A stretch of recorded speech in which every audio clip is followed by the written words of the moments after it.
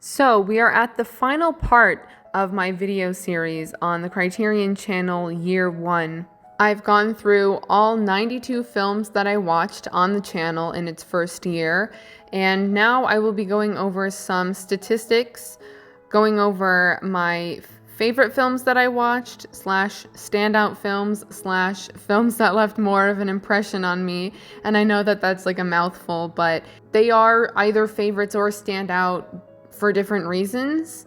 So that's why I couldn't necessarily choose just one of these titles to have this section as. And then what I'm looking forward to the most about this video is the pros and cons, what I like about the Criterion channel, and where I think improvements can be made. Before I get started, I do want to mention that I am in a different location filming right now, well, voice recording right now, and there is definitely an echo here, but I'm hoping you can't hear it. Hopefully you can't. And even though I'm probably going to reiterate this at the end, I just want to thank you if you've been watching or listening to all these videos that I've been making talking about the films. And if you haven't, I'll have all the parts linked in the description, as well as at the end screen of the video, the playlist with all of the videos in this series will be listed.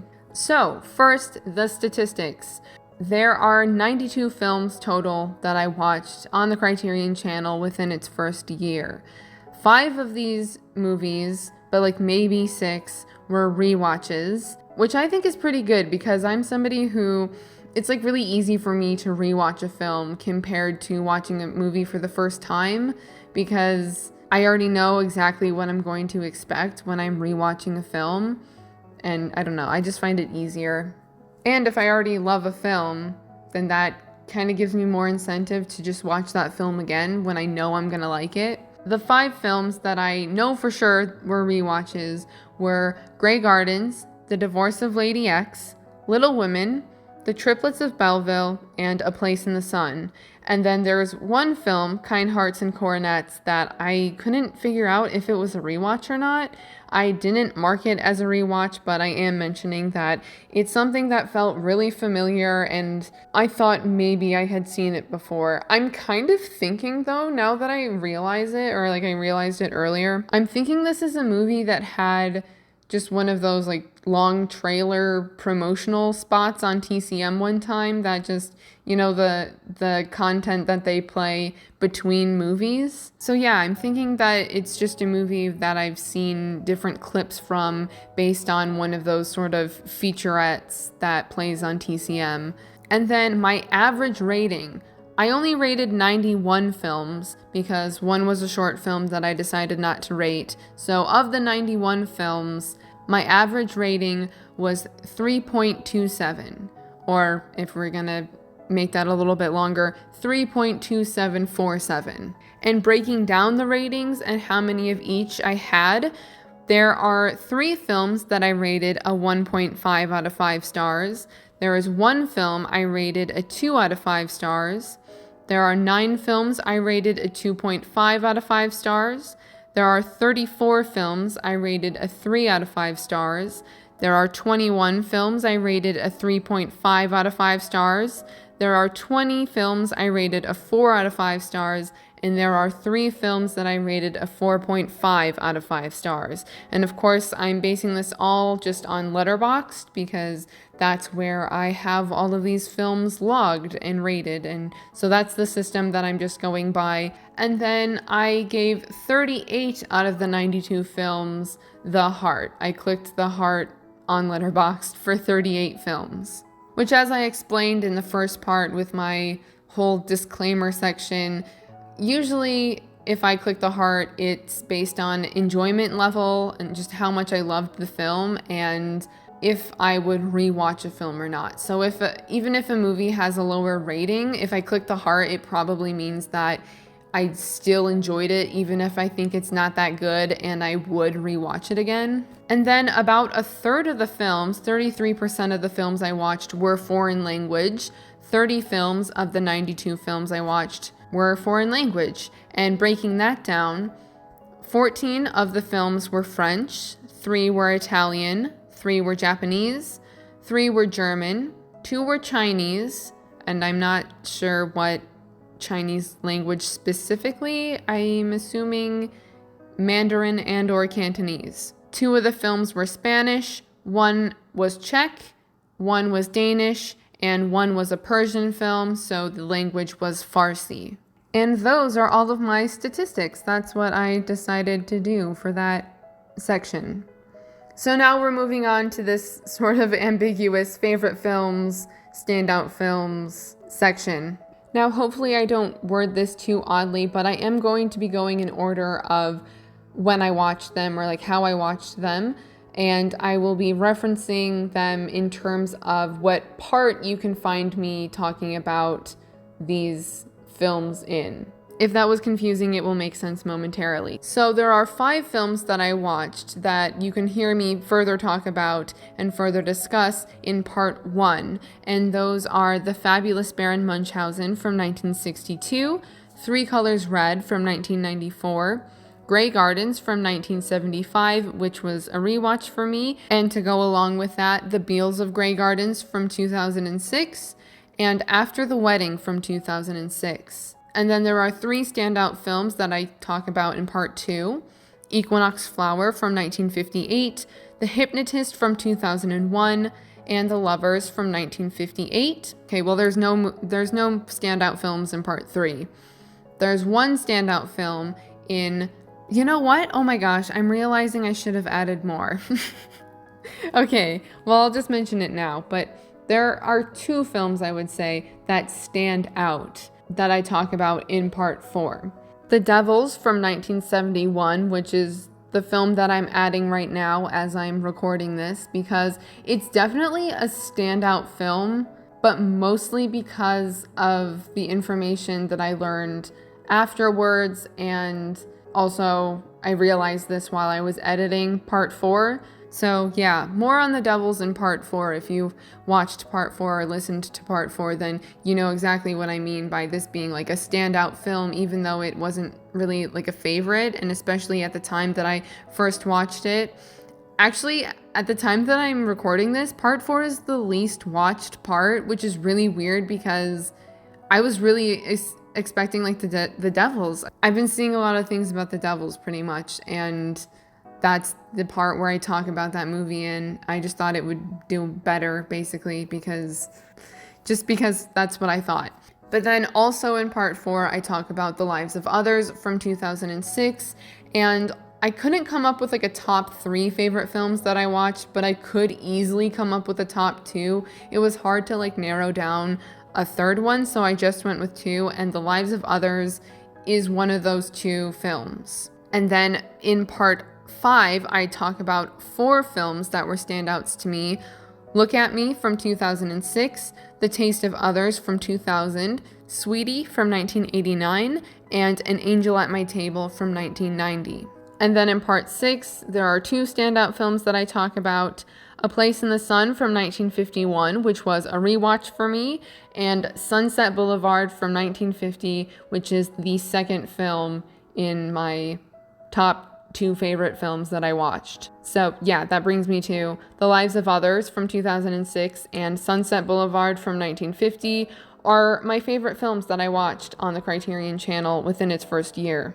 Neither of which I'm pretty sure are on the channel right now, so sorry the 2 films I'm recommending the most aren't available. That's unfortunate. And then to talk about what I like. Of course, there are probably going to be things that I'm not mentioning that I do like, but these are just some features that specifically I'm glad to have on the channel. Easily the best things about the Criterion channel are the sheer number of films available and having them available to me, and the supplements. These are the reasons why I love Criterion in general, and why the Criterion collection, like Criterion is my favorite label, my favorite boutique label. And that's part of the reason why. Also, it's kind of just, they're the first boutique label that I really knew about and got into, so they also just like hold a special place in my heart in a way. And other reasons that I'm not going to get into because I have a focus here in this video. So the Criterion channel has a lot of films available. So many, don't know how many, but it's a lot. And just having them available in general is amazing. I feel like Criterion, at least, I don't know what it's like if you live in another area, like if you live in the UK or something, but so often I will want to watch a movie and the only way to watch it is the Criterion release. It's not available on streaming. It's not like on TV. Like maybe the only other way that I could watch it, or two ways, I could rent it on Netflix because my family still gets discs from Netflix. I don't know how many people still do that, but I get discs from Netflix still. So I could do that if I really wanted to see a movie that wasn't available on streaming, or maybe wasn't available to like rent or buy from like Google Movies and Shows or other I don't really rent or buy movies, so like online and stuff in terms of digitally. So I don't know where else you could, like I don't have Apple. I guess YouTube has movies available to rent and buy as well, right? But still, not everything. And so the only other way that you could watch a specific title maybe is like waiting for it to be on TCM, like the one time out of the whole year or something. It's just kind of ridiculous sometimes. But having the Criterion channel allows you to access films that aren't available anywhere else. And I do want to remind you, if you didn't know this, that I didn't have Filmstruck, so I know that in a way this is something, some of these things can also be about Filmstruck, but I didn't have Filmstruck, so I can't really talk about that. Just because I'm saying it in terms of the Criterion channel doesn't make it not true for Filmstruck. And the supplements, I mentioned the supplements. That's always a plus if you're able to have the films and what would also be featured on the disc. That's one of the reasons why I sometimes would actually prefer renting the disc from Netflix, because then I could actually watch everything on the disc and not just like watch the film streaming, because if you're on Netflix, then there's nothing but the film there. I have noticed that Hulu has some features, but I don't know if that's like only their original programming and like what they specifically have the rights and licensing to, because I know that they have like Hulu exclusives where basically those movies are only available on Hulu, even if they're not like Hulu originals. Anyway, but supplements are something, special features are something that I've watched as far as I can remember. Like whenever I would watch a movie with my family, I would always be like, all right, it's over now. Can we watch the special features? And my family would leave and just I'd be alone in the room watching the special features because no one else would care except for me. And if someone took out the disc, I would just go to my room and watch the special features in my room alone. And another thing that I like, which I feel like this is a given with any streaming service, having a list. Being able to add things to your list and remove things from your list is just a plus no matter what. I can't imagine a streaming service not having that available. The only thing is, I just don't even know how I'm using it anymore. Originally, I was like, all right, I'm only gonna add films that I haven't seen before that I want to watch, and then when I do watch it, I'll remove it from my list. But there are films on there that I haven't removed that I have watched, and movies that I've added that are favorites of mine that I don't physically own. So I don't know what I'm doing with it anymore. I had a system and I just ignored it, I guess. And especially being a lover of like film lists or just lists in general, like it can be about films, it could be about books, it can be about music, anything. Like I have 100 playlists on Spotify that are just like random songs that I think go well together or like something. But I love when you can group things together. You know, you find something in common with these movies or books or songs, you know, whatever it is, and put them together, and now you have this like collection. And I like the different collections that the Criterion channel has available. Some are kind of obvious, you know, the directed by collections, but there are others that are really creative. So I'm just on the recent collections page online on the CriterionChannel.com and scrolling down and looking at things to say, for examples, there are a lot of starring, you know, insert actor or actress's name here. There's a lot of director collections. There are even some in terms of movements and periods, like German Expressionism. And then you have collections like Glorious Food, Spy Games, Memory on Film, Blue Christmas, Love for Sale, Crimes of the Heart, Film Plays Itself, Daredevils and Castaways. Just these different categories and groupings of films that have something in common and putting them together in a collection. It's like an already curated marathon, pretty much. If you just wanted to have a movie marathon one day, you could just pick a collection and watch all the films that have to do with that theme, or that all have that actress, or that are all directed by this one director. And there's the different categories and sections, like the double features, the women filmmakers section, Essential Art House, Martin Scorsese's World Cinema Project, a short and a feature, 21st Century Cinema, which I like that they have that separate. I like having that section because so many films, especially, I don't know, for me, I tend to focus on classics over contemporary cinema. And this kind of has to do with the collections as well, but I also really like the content involving filmmakers and other people that are in the industry or in an adjacent industry. So an example being like the Adventures in Movie-Going collections, or like series section, whatever you want to call it. I mean, I just went on about how I loved watching supplements and special features growing up, and that's, you know, something I love about Criterion is all the supplements that they have available on their releases, because I love watching behind the scenes featurettes and interviews with people involved in making the film. Adventures in Movie-Going is somewhat like that, but then also it's just people in the industry and people who maybe are adjacent to the industry in some way, talking about something that they love. And that's exactly why, like, I'm here making this video and all these videos on YouTube, because I love talking about these things with other people, and that's why I watch other people talk about the things that I love too. But I love watching people and listening to people talk about something that they're so passionate about, whether it's, you know, their hobby or whether they're doing it for a living, whether it's everyday people that I'm watching on YouTube or filmmakers that I'm watching in interviews. And I especially love when something is just so significant to a person, when you can tell that whatever it is they're talking about really changed their life in some way. I feel like I'm getting really cheesy, but it's true.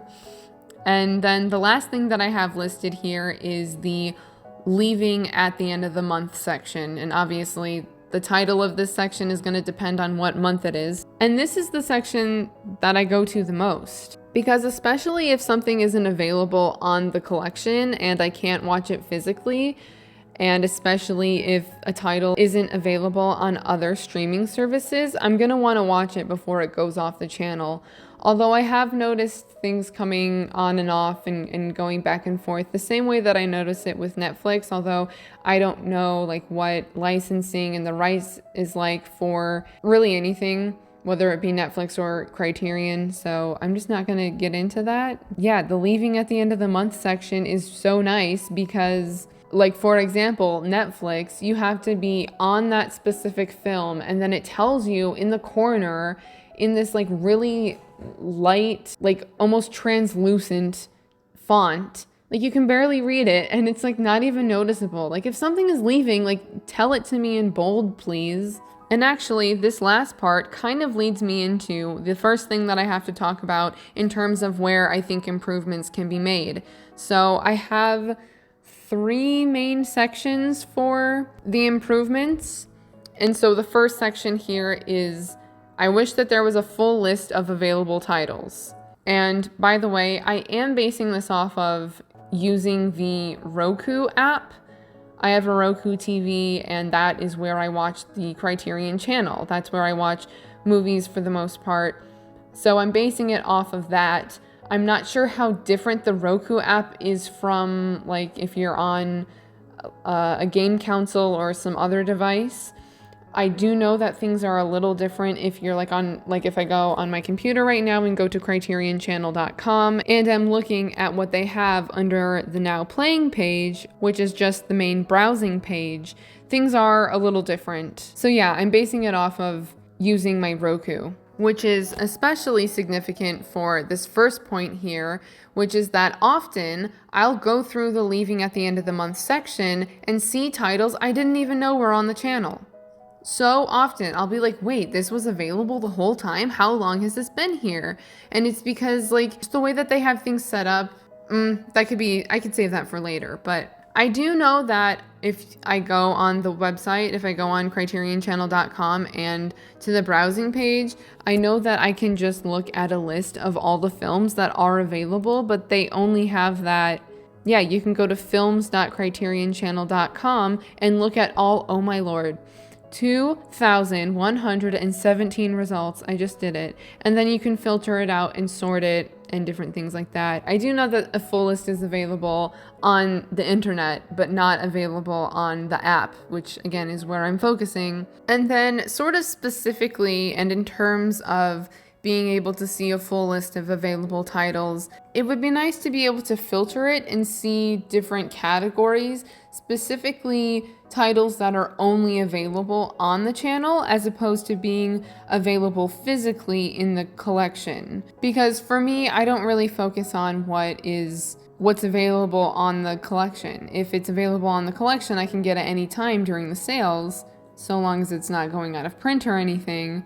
And there's just so much content that isn't on the collection that is available for me to watch on the channel, and that's where I would rather focus. So to see titles that are channel exclusive, so to speak, it's just something that I would like. I'm gonna say that a lot. I'm gonna say that would be nice. I would like that, because I just don't really know how else to phrase it. And then the next section is something I feel very strongly about, and that is improvements can be made in terms of the search algorithm.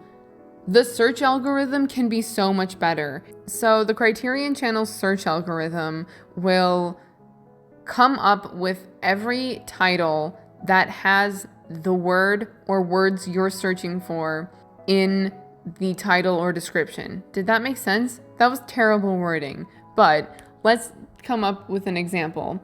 So thinking about an example, if I am searching for House, the film House, start typing to see results.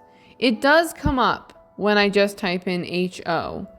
But if I search just the term house, yes, it comes up, but then there's also 128 collections that are also in the search results, and 139 videos that are also in the search results.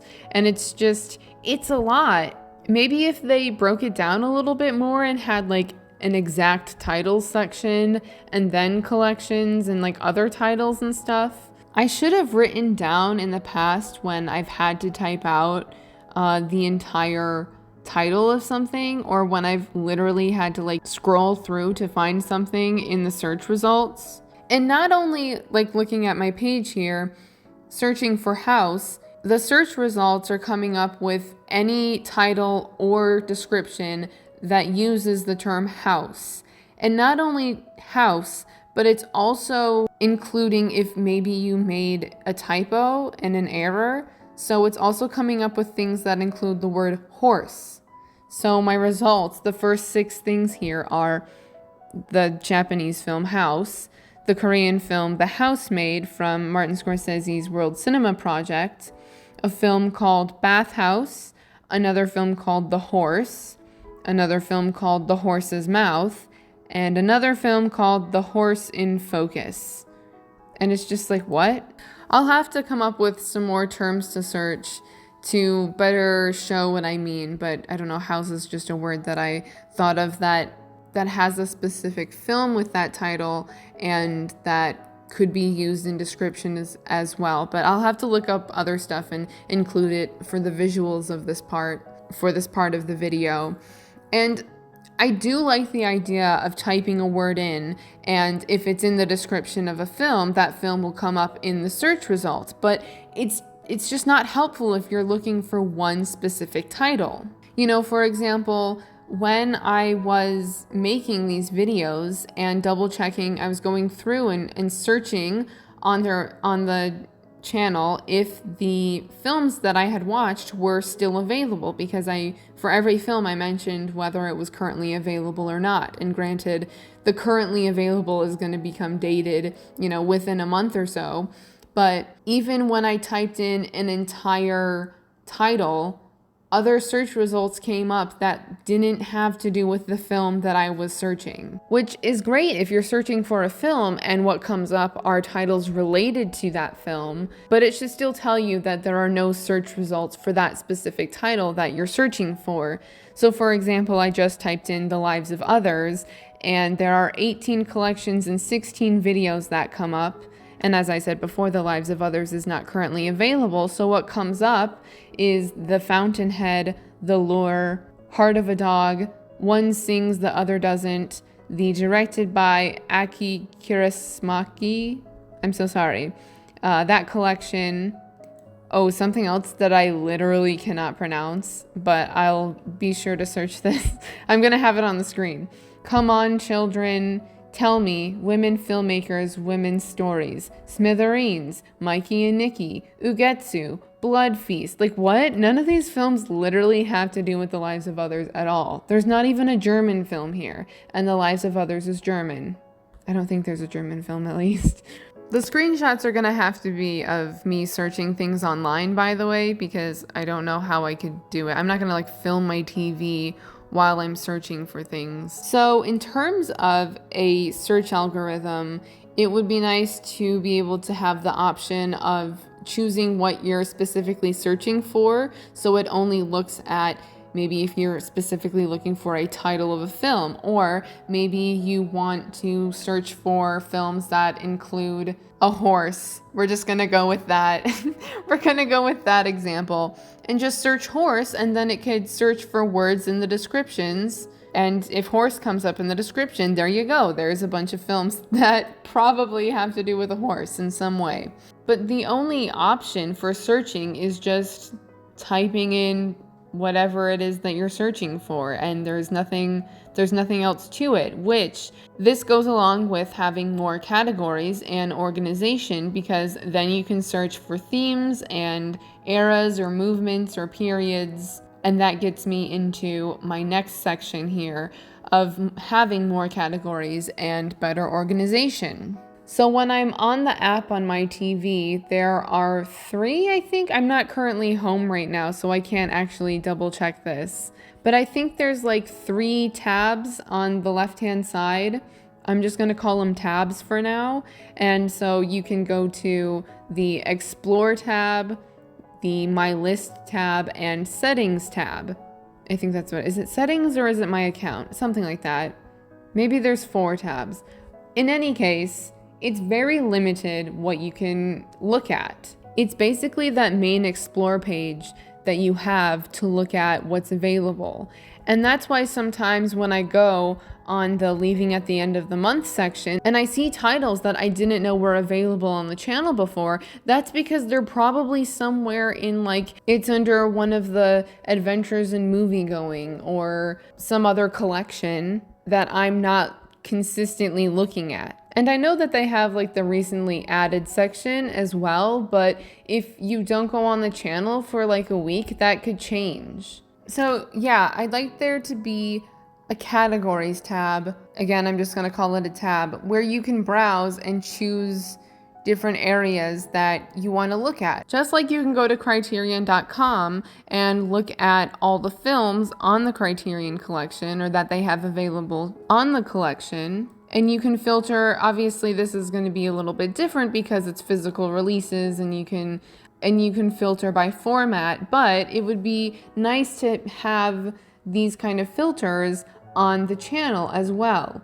Genres, directors, countries, decades, all of that would be really nice to have, just for easier search results. But also, if you were looking for a specific type of film and not a specific title, then you can browse and look around instead of having only the curated collections to look at. You know, for example, I can search for films either from Germany or Czechoslovakia, specifically from the 1950s. And searching those three things, I have 4 results: Lola Montez, The Bridge, Journey to the Beginning of Time, and Invention for Destruction.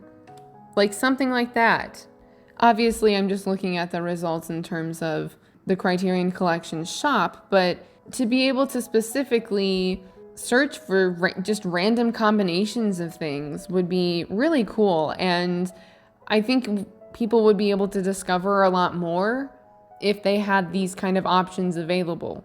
So I also just listed a bunch of things that they could have in terms of organization: director, actor, country, language, an era or movement or period. Sometimes those words are like interchangeable and I don't know which one to use, so I just have era / movement / period.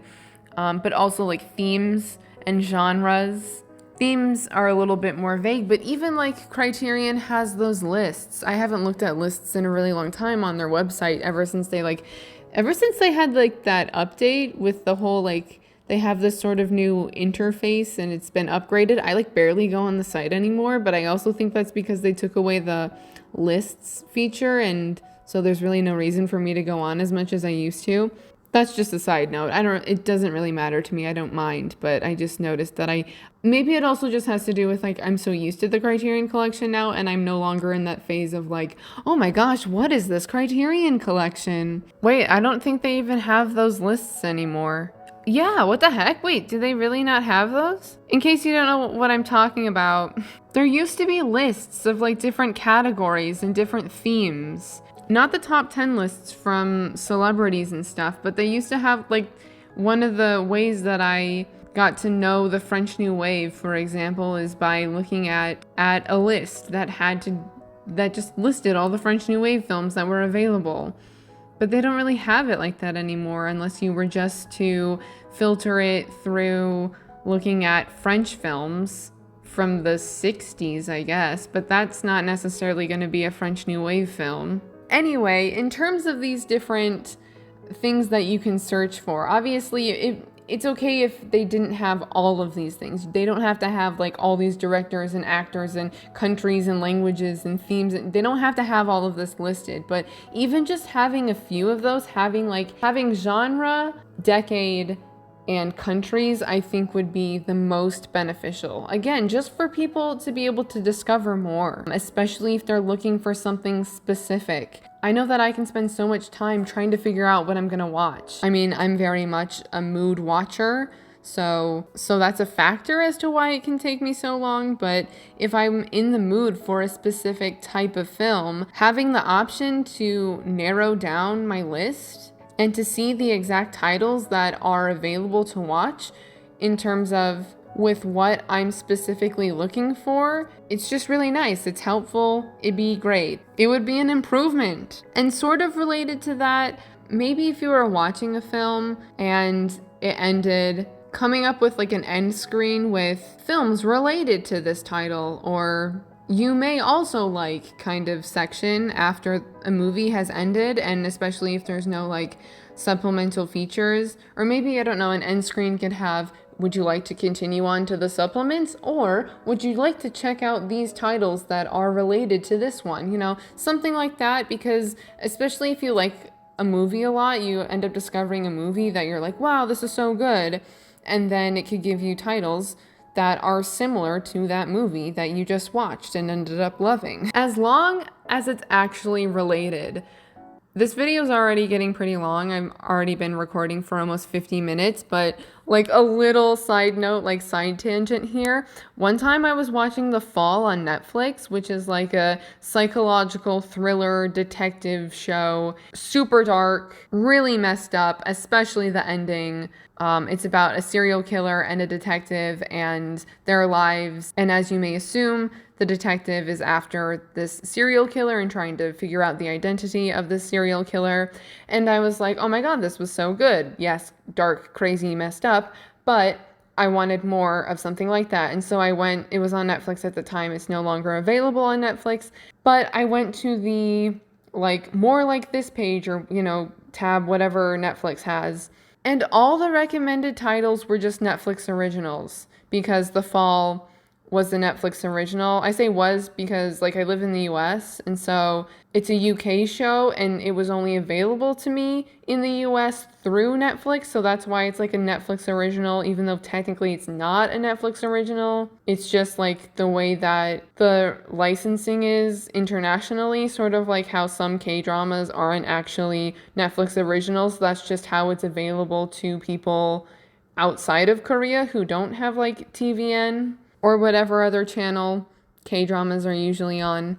But yeah, the only titles that were available in the More Like This section was other Netflix originals. And I can't remember the entire list, but I remember Fuller House being listed, and I was like, no, no, no. Because Fuller House is like a family-friendly show, at least I'm assuming based on having watched Full House growing up. And The Fall is definitely not family-friendly. If some child is watching Fuller House, they are not going to be watching The Fall. They should not be watching The Fall. It was just really weird because the only thing any of these titles had in common was that they were Netflix originals, and I was like, that cannot be the only like common denominator in order to group these titles together under the More Like This section. So as long as it's not like that, it would be nice. It'd be cool. It would be a nice option. Ooh, it'd be better if it was actually available as an option. Like, I was kind of describing it as if it would be like an end screen. You know, sometimes Netflix does that. It's like, hey, you may also like, we're about to start this movie in 5 seconds if you don't exit because you liked this movie, so maybe you'll like this other movie. You know what I'm talking about? But maybe instead of it being an end screen, they can do it in like a separate tab or something. Or if they did do it as an end screen, that you could have the option to have that end screen. I'm just listing off ideas here. The last few things don't really have a category, or like these aren't sections anymore. They're just random things that I thought of. It'd be nice to be able to remove something from my continue watching list, because there are some movies that I have continued watching, or that I started and didn't finish, that I don't want to continue watching. And I've just gone through and fast forwarded until the movie ended in order to get it off my continue watching list. Unless this is something that I haven't figured out an easier way to do, I don't know how to remove something from my continue watching section without actually having to finish the film. And then lastly, and this isn't really like where improvements can be made, it's just something that I've thought about and noticed. It will be interesting to see what becomes a part of the Criterion collection that's been on the channel, as well as if any out-of-print titles that have been available will come back in print physically. So for example, like I talked about in my videos, I watched The Man Who Fell to Earth and The Third Man and Chungking Express, and those 3 films are currently out of print physically on the collection. But I think Chungking Express, I think, is coming back, so it'll be interesting to see if films like The Third Man and The Man Who Fell to Earth will also come back physically in the collection, will no longer be out of print. Those are just the titles that I can think of off the top of my head, but I have noticed several others that are out of print. And there's just so many titles that are available on the channel that it'll be interesting to see what comes out of the collection physically in terms of things that have been featured on the channel, because there are so many different box sets that can be made up and different releases that, you know, have a lot of potential. I mean, technically every film has the potential, but some things are maybe more suited for an eclipse set. But like, when was the last time they released an eclipse set? Are they done doing those?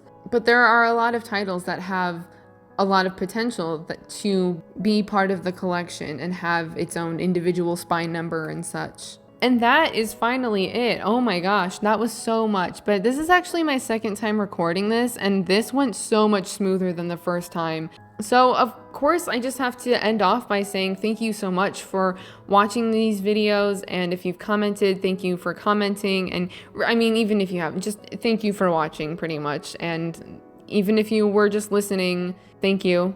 Thank you.